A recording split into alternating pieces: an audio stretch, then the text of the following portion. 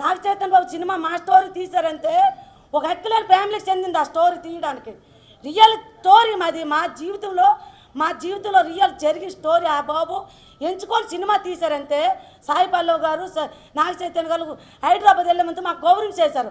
ఈ కార్తీక్ సార్ కూడా వాళ్ళు హీరోలేటి వీళ్ళకి ఇంత గౌరవం చేయడం ఏంటని ఇతను కూడా మాకు కిందకు పెట్టేసుకున్నారు.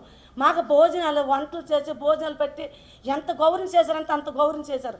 పక్కన కూర్చోబెట్టుకొని మాకు అంత గౌరవం చేశారు. ఎలాగమ్మా పడ్డారు బాధ, మీరు ఎలా అనుభవించారు?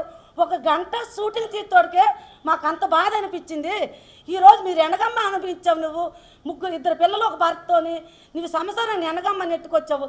ఇక్కడ కూలోనాలు చేసుకుంటే సార్ అది రియల్ స్టోరీ సార్, అది చెప్పాలి సార్, అది అక్కడి నుంచి వస్తుంది సార్. టైం అయిపోతుంది మీరు సార్, నేను అక్కడి నుంచే చెప్తాను సార్, నేను తప్పుగా చెప్పలేదు, ఆ కథ నుంచే చెప్తాను.